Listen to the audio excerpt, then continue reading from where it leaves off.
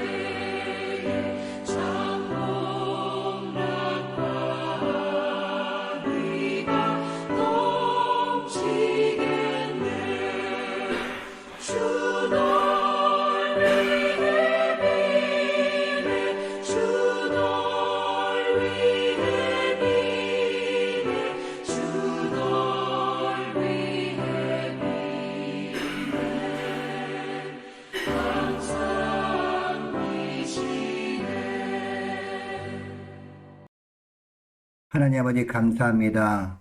오늘도 저들에게 생명 주시고 또 하루를 주셔서 주님과 동행할 수 있도록 축복해 주심을 감사합니다.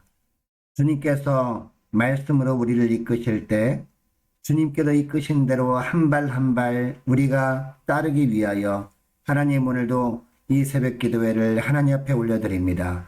오늘도 말씀을 통해서 오늘 하루 어떤 삶을 살기를 원하시는지 주님 저희들 깨달을 수 있도록 성령께서 조명해 주셔서 깨달음 받으러 순종하며 나갈 때 주님께서 예비해 놓으신 큰 은혜가 임할 수 있도록 축복하여 주옵소서. 감사드리오며 예수님의 이름으로 기도드리옵나이다. 아멘. 하나님의 말씀 출애굽기 2장 23절부터 25절까지 말씀 보겠습니다. 출애굽기 22장 23절에서 25절까지 말씀. 자, 우리 합독하시겠습니다. 시작. 여러 해 후에 애굽 왕은 죽었고 이스라엘 자손은 고된 노동으로 말미암아 탄식하며 부르짖으니 그 고된 노동으로 말미암아 부르짖는 소리가 하나님께 상달된지라. 하나님이 그들의 고통 소리를 들으시고 하나님이 아브라함과 이삭과 야곱에게 세운 그의 언약을 기억하사 하나님이 이스라엘 자손을 돌보셨고 하나님이 그들을 기억하셨더라. 아멘. 할렐루야. 오늘도 온라인으로 새벽 예배 참여하는 모든 분들에게 우리 하나님의 크신 은혜가 임하길 원합니다. 창세기, 출애굽기, 레위기, 민수기, 신명기 이 5권을 모세오경이라고 합니다. 이 모세오경을 읽다 보면 성경에 기록되어 있는 이스라엘 민족의 역사가 바로 우리 개개인의 역사와 비슷하구나라는 것을 느낄 수 있습니다. 이스라엘 백성들의 역사를 보면 한마디로 파란만장하다라고 할 수 있습니다. 가나안 땅에서 대기근을 만났을 때 먼저 애굽으로 건너가 총리가 된 요셉의 초청으로 애굽으로 이주해 갈 때까지만 해도 설레는 마음이 있었을 것입니다. 야, 이제 고생이 끝났구나.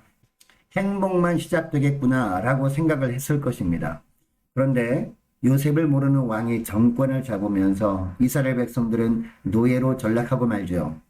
행복한 삶도 잠시뿐이었습니다. 극한 고통의 세월이 시작된 것입니다. 이런 이스라엘 백성들의 역사 기록 중에서 오늘 본문은 고난의 시대를 사는 우리에게 기도에 대한 귀한 진리를 깨닫게 합니다. 먼저 23절 말씀을 보시기 바랍니다. 여러 해 후에 애굽 왕은 죽었고 이스라엘 자손은 고된 노동으로 말미암아 탄식하며 부르짖으니 그 고된 노동으로 말미암아 부르짖는 소리가 하나님께 상달된지라 라고 하고 있습니다. 이 본문 서두에 나오는 여러 해 후에라는 문장은 이스라엘 백성이 애굽의 노예의 신분으로 생활한 지 오랜 세월이 지났음을 보여주거든요. 출애굽기 12장에 보면 이 기간이 약 430년 동안이었다고 하고 있습니다. 우리는 이러한 구절을 통해서 이스라엘 백성들이 애굽의 노예 생활의 끝 무렵에 이르렀음을 알 수 있습니다. 또한 이 노예로 생활했던 기간은 이미 하나님께서 창세기 15장에서 아브라함에게 말씀하신 기간이었거든요. 이것은 무엇을 말해줍니까?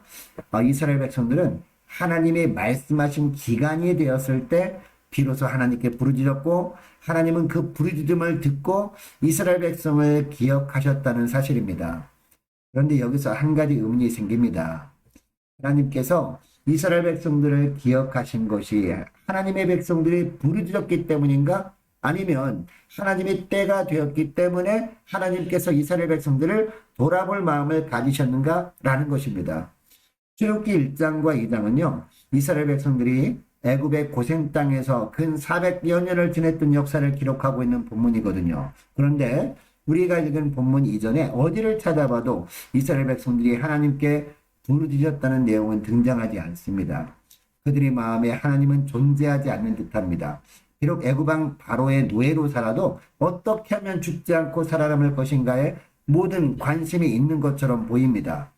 13절에 노예 생활을 하고 있는 히브리인끼리 서로 싸우는 장면은 이것을 충분히 짐작하게 합니다. 자신들이 어떤 존재들인지 아무런 정체감이 없이 그저 하루하루 살아가는 존재들이 바로 430년간 애굽의 노예 생활을 하고 있던 이스라엘 백성들이었다는 것입니다. 철저히 애굽의 노예 근성에 젖어서 단순히 이 땅에서의 고통 때문에 부르짖는 이스라엘 백성들의 모습 속에 우리의 모습을 발견하지 않습니까? 여러분, 하나님께서 우리를 이 땅에 보내신 이유가 무엇입니까? 하나님의 백성으로서 구별된 삶을 살라고 보내셨거든요. 그러나 오늘날 이 땅에서 당하는 고통 때문에 하나님께 부르짖는 우리의 모습을 보십시오.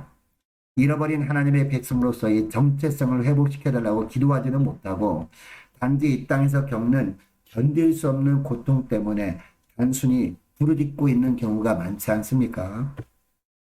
오늘 본문의 이스라엘 백성들의 모습을 보십시오. 노역으로 인해 부르짖었습니다. 그리고 그 부르짖는 소리가 하나님께 상달되었습니다. 그런데 물론 이 본문 속에서 하나님을 향해 부르짖었다라고 분명히 기록되어 있지는 않습니다. 그러나 부르짖음이 하나님께 상달되었다는 것을 보면 이스라엘 백성들은 하나님을 향해 부르짖었구나라는 것을 알 수 있죠. 그런데 특이한 것은요. 24절입니다. 하나님이 그들이 고통 소리를 들으시고 하나님이 아브라함과 이삭과 야곱에게 세운 그의 언약을 기억하사라고 하고 있습니다. 이 24절 본문에서 하나님의 그 고통 소리를 들으셨다는 문장을 함께 살펴보기를 원합니다. 23절에서 이스라엘 백성들은요, 하나님께 고통받는 상황을 절규하며 기도했다고 말씀드렸습니다. 그런데 24절에 하나님은 그 기도 소리를 어떻게 받으셨는지 기록하고 있는데 바로 고통 소리라는 단어를 살펴보면 알 수 있습니다. 이 고통 소리는 이스라엘 백성들이 부르짖는 소리였습니다. 그런데 만약 이스라엘 백성들이 부르짖는 기도가 하나님께 그대로 상달되었다면 24절에서도 23절과 동일한 단어를 사용해서 하나님은 그 부르짖는 소리를 들으셨다라고 기록해야 맞지 않습니까? 그런데 24절에는 23절과는 다르게 고통소리라고 표현하고 있거든요. 히브리어 원어로 보면 24절의 고통소리를 신음소리라고 할 수 있습니다. 여러분, 이것은 무엇을 말해줍니까? 이스라엘 백성들은 고통으로 인해서 자신들이 처한 형편을 하나님께 부르짖어 기도했지만 하나님은 그 부르짖는 소리를 고통으로 신음하는 소리로 들으셨다는 사실입니다. 삶이 평안할 때는 우리가 이성적으로 기도합니다. 그러나 극한 고난에 더 이상 물러설 곳이 없을 때 우리는 어떻게 합니까? 손들고 부르짖어 기도하지 않습니까? 그러면 하나님께서는 놀라운 방법으로 우리에게 닥친 문제를 해결해 주십니다. 그런데 이때 하나님께서 우리의 기도에 응답하시는 것이 우리가 부르짖어 기도했기 때문일까요? 그렇지 않다는 것입니다. 왜냐하면 우리는 부르짖어서 우리 형편을 하나님께 아뢰었는데 하나님은 우리의 기도 소리를 고통으로 신음하는 소리로 들으시기 때문입니다. 그러면 하나님은 왜 우리의 부르짖는 소리에 응답하시는 것일까요? 바로 약속의 말씀, 언약 때문입니다. 창세기부터 요한계시록까지 계속해서 말씀하시는 임마누엘의 약속, 내가 너와 늘 함께하겠다는 언약 때문이라는 것입니다. 우리가 다른 곳에 한눈 팔지 않고 주님 품 안에 거하기만 하면 늘 함께하겠다라는 약속 때문이라는 것입니다. 오늘 본문에서 하나님께서 이스라엘 백성들을 노예 생활에서 해방시키기 위한 일을 시작하시는 이유도 바로 하나님의 언약 때문이었습니다. 창세기 15장에서 아브라함에게 약속하신 언약을 기억하셨기 때문이었다는 것입니다. 이스라엘 백성들은 400년이 넘는 오랜 세월 동안 하나님의 약속을 잊고 있었는지 모릅니다. 그러나 하나님은 약속하신 그때부터 지금까지 당신의 백성들과 맺은 언약을 잊지 않으셨던 신실하신 하나님이셨습니다. 하나님은 이스라엘 백성들이 오랜 세월 동안 노예 생활을 할 때도 침묵만 하지 않으셨습니다. 구원자 모세를 준비시켰습니다. 그러나 하나님을 바라보지 못하고 현실에 안주해 있는 이스라엘 백성들은 이러한 하나님의 역사하심을 깨닫지 못했던 겁니다. 느끼지도 못했던 겁니다. 그런데 이제 하나님의 때가 되어서 이스라엘 백성들이 노역으로 인해서 부르짖기 시작했습니다. 이 부르짖음을 하나님이 들으시고 그동안 준비시킨 모세를 통해서 이스라엘 백성들을 애굽에서 건져내셔서 하나님은 얼마나 언약에 신실하신 분인지 나타내실 것입니다. 이것이 바로 3장부터 기록하고 있는 내용이거든요. 여러분, 하나님은 우리가 고난 가운데 있을 때도 계속 우리를 위한 일을 하고 계십니다. 단지 우리가 주님을 바라보기보다 나를 바라보기 때문에, 주님을 바라보기보다 세상을 바라보기 때문에 주님의 일하심을 보지 못할 따름입니다. 고난의 끝자락에 우리가 주님께 고통으로 부르짖을 때 하나님께서는 우리의 신음을 들으시고 이미 준비하신 방법으로 우리를 건져주실 줄 믿으시기 바랍니다.